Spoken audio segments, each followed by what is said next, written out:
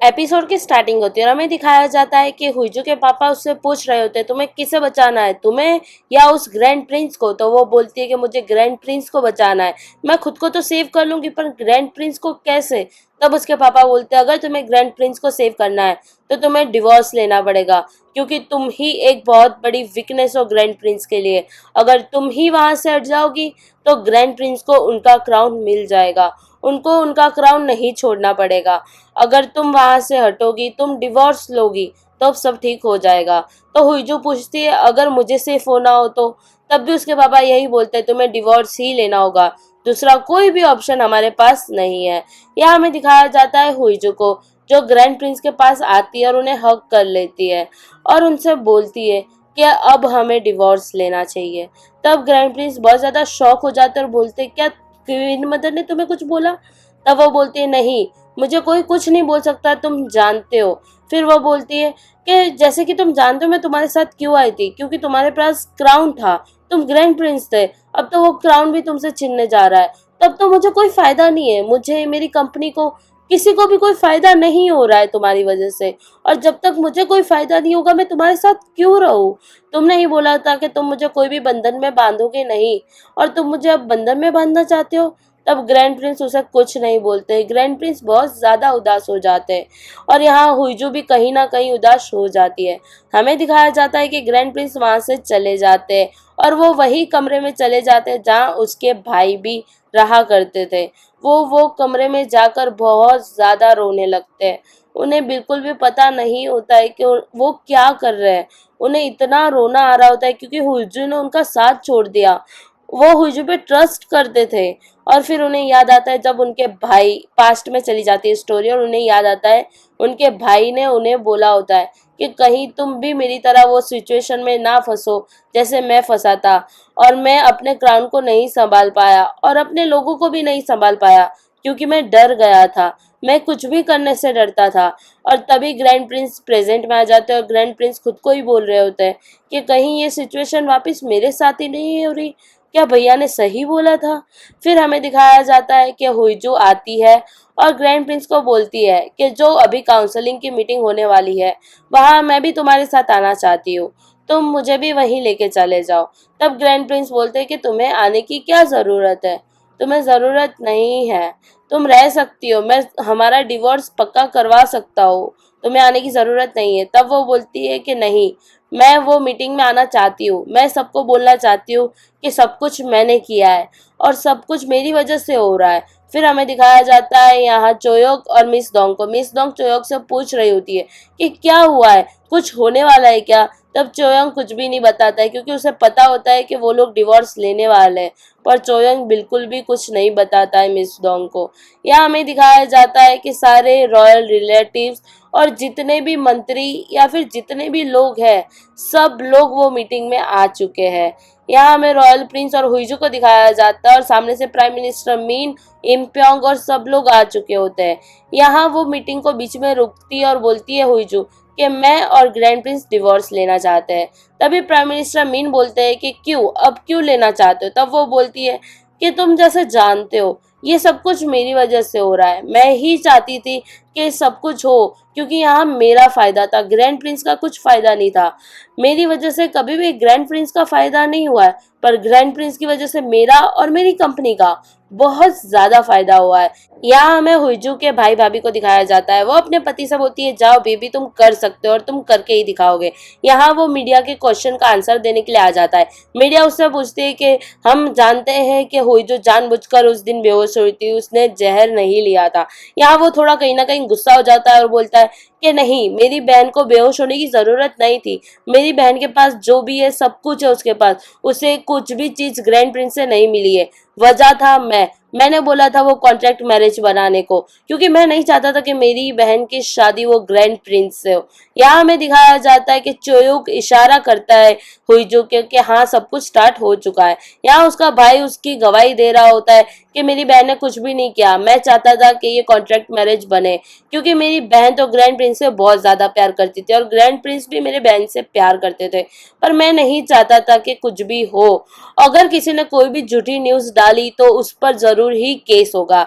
यहाँ हमें दिखाया जाता है सब लोग ये बारे में बात कर रहे होते हैं, ये न्यूज को देखकर सब लोग बहुत ज्यादा कंफ्यूज हो जाते हैं। यहाँ हमें दिखाया जाता है ग्रैंड प्रिंस इशारा करते हैं हमारी मिस डोंग को, तो मिस डोंग भी यस में इशारा करती है और वहां बहुत सारे लोग आ जाते हैं अचानक से।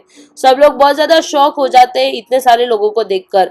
वो आते हैं और ग्रैंड प्रिंस को बोलते हैं कि हम आए हैं किंग का कुछ लेकर।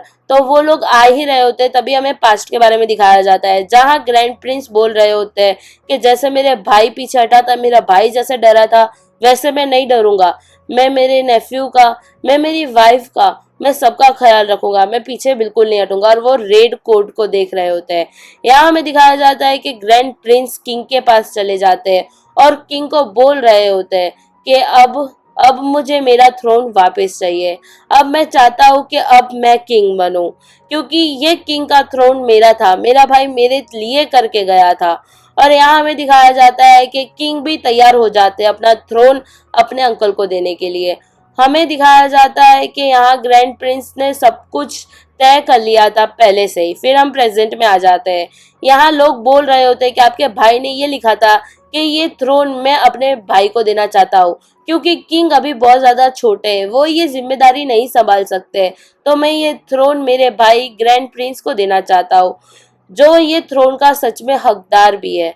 यहाँ ये बातें चल रही होती है, तभी इन प्योंग बहुत ज्यादा गुस्सा हो जाता है और बोलता है कैसे, ये कैसे हो सकता है, ग्रैंड प्रिंस कैसे किंग बन सकते हैं, मेरा मेरा पोता जो किंग है वो है ना, ये ग्रैंड प्रिंस कैसे बन सकते हैं। तभी ग्रैंड प्रिंस इन प्योंग को रोकते हैं और बोलते हैं यह भी यहाँ बहुत ही अच्छी सभा चल रही है, तो तुम बीच में छोड़ के नहीं जा सकते हो। यहाँ में दिखाया जाता है कि वो हुईजू को बोल रहे होते, क्या तुम्हें मुझ पर ट्रस्ट नहीं था, क्या तुम्हें नहीं लग रहा था कि मैं तुम्हारे लिए और मेरे लिए कुछ करूंगा, तुम क्यों डर गई, तुमने सब कुछ क्यों खुद पर ले लिया, क्या तुम मुझ पर विश्वास नहीं करती थी कि मैं सब कुछ अकेले कर सकता हूँ, तुमने भी वही किया जो मेरा भाई कर रहा था। यहाँ हमें दिखाया जाता है कि क्वीन मदर को सब कुछ पता चल चुका है, वो दासी आके सब बता देती है। क्वीन मदर जोर जोर से चिल्लाने लगती है, किंग का नाम लेने लगती है, कैसे किया तुमने, कैसे किया तुमने। वो किंग को मिलने के लिए चली जाती है। यहाँ किंग खुद को अंदर से पैक कर लेते हैं, मतलब लॉक कर देते हैं, क्योंकि वो डर जाते कि कहीं उनकी क्वीन मदर मतलब आकर कुछ बोले ना और उन्हें कुछ हो ना, क्योंकि वो डर जाते, क्योंकि उन्होंने देखा है कि उनकी मम्मी ने ही बोला था उनके पापा को कि कहीं तुम मर जाओ तो अच्छा है, तो उन्हें लग रहा था वो कहीं उनको ना मार दे। यहाँ हमें प्राइम मिनिस्टर मीन को दिखाया जाता है, जो क्वीन मदर को बोल रहे होते हैं कि चलो मुझे तुमसे कुछ बात करनी है।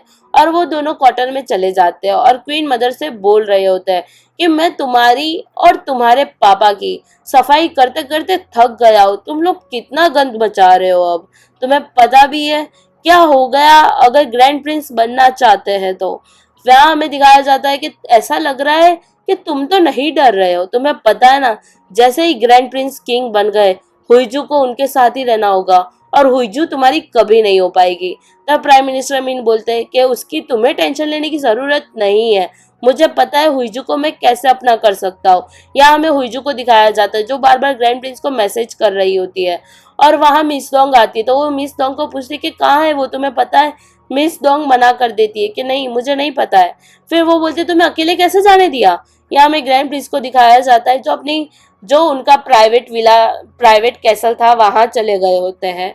यहाँ मिस डोंग नहीं बताती है। हमें दिखाया जाता है ग्रैंड प्रिंस हुईजू को बोल रहे होते हैं कि मैंने तुम्हें बोला था तुम हमेशा मेरा साथ देना, तुम मुझ पर ट्रस्ट करना। तब हुईजू ने हाँ बोला होता है और वो हमेशा हुईजू को बोलते आए अगर मैं कहीं गलत हूँ तुम मेरा साथ देना, मुझे सुधारना। यहाँ हमें हुईजू को दिखाया जाता है जो बहुत ज्यादा इमोशनल हो जाती है, वो बार बार याद करने लगती है जैसे ग्रैंड प्रिंस उसे प्यार करते हैं, उसे चुप करवाते हैं, उसकी केयर करते हैं। यहाँ हमें दिखाया जाता है मिस डोंग को सब कुछ पता होता है कि ग्रैंड प्रिंस कहाँ गए हैं। यहाँ वो हांग रिवर के पास चोयोक के साथ ड्रिंक करने लगती है, तो वो चोयोक को बोलती है कि मुझे हांग रिवर और ड्रिंक बहुत पसंद है, जैसे कि तुमने मुझे पूछा था कि मुझे क्या पसंद है। तब वो बोलती है कि तुम्हें क्या पसंद है, हांग रिवर, ड्रिंक या मैं। तब वो बोलता है, थोड़ा शर्माने लगता है और वो बोलता है कि मुझे सब कुछ पसंद है। मुझे तुम भी पसंद हो, इंक्लूडिंग वो सब कुछ बोल रहा होता है। यहाँ हमें फिर सीन शिफ्ट होता है, हमें दिखाया जाता है कि हुईजू थोड़ी ज्यादा टेंशन में आ जाती है, वो बार बार मैसेज कर रही होती है। तब वहां कोर्ट लेडी बोल रही होती है कि मुझे लगता है कि ग्रैंड प्रिंस और तुम दोनों एक दूसरे की बहुत ज्यादा फिक्र करते हो। अभी कैसल के दरवाजे बंद होने वाले हैं, उससे पहले तुम यहाँ से चली जाओ। अगर एक बार बंद हो गए तो फिर तुम नहीं जा पाओगी।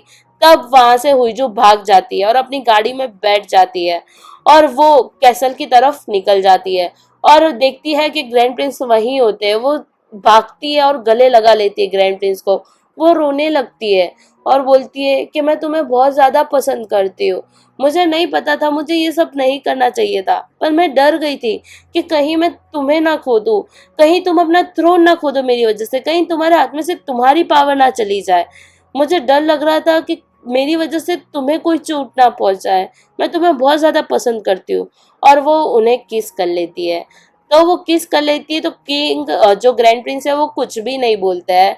तो वो थोड़ी शॉक हो जाती है, तो वो बोलती है क्या तुम्हें पसंद नहीं आया। तो ग्रैंड प्रिंस बोलते हैं नहीं, मुझे बहुत ज्यादा पसंद आया है। और वो उसको वापस किस कर लेते हैं, क्योंकि ये बहुत ही ज्यादा रोमांटिक मोमेंट चल रहा होता है। वो दोनों एक्सेप्ट कर चुके हैं कि हाँ वो एक दूसरे को लाइक करते हैं, एक दूसरे को प्यार करते हैं। यहाँ हमें दिखाया जाता है एक बहुत ही इंटेंस किसिंग सीन चालू होता है, आप जरूर देखना। और रात हो जाती है और सुबह होती है। फिर हमें दिखाया जाता है हुईजू को एक नाइटमेयर आया होता है। वो बहुत ज्यादा डर जाती है और वो अचानक से उठ जाती है और ग्रैंड प्रिंस को देखने लगती है। तभी ग्रैंड प्रिंस वहां आते हैं और बोलते हैं कि क्या हुआ, कोई नाइटमेयर देखा क्या। तो वो बोलती है हाँ, मैंने देखा कि तुम्हें कुछ हो गया है। और तब वो बोलता है कि नहीं तुम टेंशन मत लो, मुझे कुछ नहीं होगा। और वो बोलता है कि मुझे अब पैलेस जाना होगा, क्योंकि अब थ्रोन को हमें दूसरी बार इनकार करना होगा। तब वो बोलती है इसका मतलब। तो वो हुईजू को समझाता है कि हमें थ्रोन को 3 बार इनकार करना होगा और फिर वो थ्रोन में वापस ले सकता है। वो हमें पास्ट में लिया जाता है जहाँ वो दोनों झगड़ने लगते हैं, जो क्वीन मदर अपने पति से। और ये देखकर उसका बच्चा जो नेफ्यू है ग्रैंड प्रिंस का, वो रोने लगता है। वो अपने नेफ्यू को संभालता है और बोलता है कि तुम्हें कभी भी डर लगे, तुम्हें कभी भी अकेला लगे, तुम हमेशा मेरे पास आ जाना। वो बोलता है हुईजू को, मैं हमेशा से अपने नेफ्यू को बचाना चाहता था, मैं कभी भी नहीं चाहता था कि उससे कभी भी कुछ हो। पर वो देखता है कि उसके भाई ने उसके लिए रेड कोट भिजवाया होता है। और फिर वहां चोयोक आ जाता है और बोलता है कि कहीं कुछ गलत हुआ है। और वो लोग दोनों भागते हैं पैलेस की तरफ जहां आग लगी हुई होती है। और वो देखता है कि उसका भाई अब नहीं रहा उन लोगों के बीच में। और वहां क्वीन मदर भी खड़ी हुई है। उसको लगा था कि कुछ हुआ है गलत, वो चाहता था कि कुछ भी हो पर वो अपने नेफ्यू को बचाए। वो इमोशनल हो जाता है हुईजू के सामने। वो बोलता है कि मैं चाहता हूँ कि मैं अपने नेफ्यू को बचाऊं, मुझे पावर इसलिए चाहिए क्योंकि मैं चाहता हूँ कि सब कुछ ठीक हो, मैं तुम्हें बचाना चाहता हूँ, मैं बहुत कुछ करना चाहता हूँ। और फिर वो कुछ भी बोल नहीं पाता है और हुईजू से गले लगा लेती है और बोलती है कि मैं तुम पे ट्रस्ट करती हूँ, तुम जो चाहो तुम कर सकते हो, मैं हमेशा तुम्हारे साथ रहूंगी, मैं हमेशा तुम्हारे साथ खड़ी रहूंगी। यहाँ लोग प्रोटेस्ट कर रहे होते हैं कि ग्रैंड प्रिंस को रिमूव करो अपनी जगह से, उसे थ्रोन को बोलो कि वो छोड़ दे। और यहाँ हमें दिखाया जाता है कि हाँ ग्रैंड प्रिंस को क्वीन मदर ने बुलाया हुआ होता है। और क्वीन मदर के पास जब ग्रैंड प्रिंस पहुंचते हैं तो क्वीन मदर जोर से चिल्लाने लगती है और बोलती है तुम्हें तो पता ही है ना कि वो एक बच्चा है और तुमने उसके पास से उसका थ्रोन ले लिया, तुम्हें बिल्कुल भी शर्म नहीं आई। तो वो बोलता है कि तुमने ही तो बोला कि वो एक बच्चा है, तो वो इतनी बड़ी जिम्मेदारी कैसे संभाल सकता है। तुम्हें पता है तुमने और तुम्हारे फादर ने उसे एक पपेट बना के रख दिया है। तब वो बोलती है कि नहीं मैंने नहीं, तुमने एक पपेट बना के रख लिया है तुम्हारे नेफ्यू को। तब वो बोलता है मैंने किसी को भी पपेट नहीं बनाया है, तुम हमेशा बोलती रहती हो उसको। तब वो बहुत ज्यादा रोने लगती है और बोलती है तुम्हें पता है मेरे पास एक क्राउन ही तो था, तुमने कैसे वो क्राउन छीनना चाहते हो, तुम मुझसे क्यों क्राउन छीनना चाहते हो। मैं चाहती हूँ मेरा बेटा क्राउन संभाले, उसके पिता उसे वो क्राउन देके गए थे। तब वो बोलता है कि मैं जानता हूँ उसके पिता उसे नहीं देके गए। वो बहुत ज्यादा रोने लगती है और बोलती है तुम्हें अब क्यों याद आ रहा है, जब तुम्हें पता है मैं जब स्कूल में थी तुम्हारे भाई के लिए जब रिश्ता आया था, मेरे पापा ने बोला था कि उसके पास क्राउन है तो तुम्हें उससे शादी करनी होगी। पर मैं कहीं ना कहीं तुम्हें लाइक करती थी, मैं लाइक करती थी, पर तुम्हारे पास क्राउन नहीं था। तब तुमने अपने भाई से क्राउन क्यों नहीं छीना।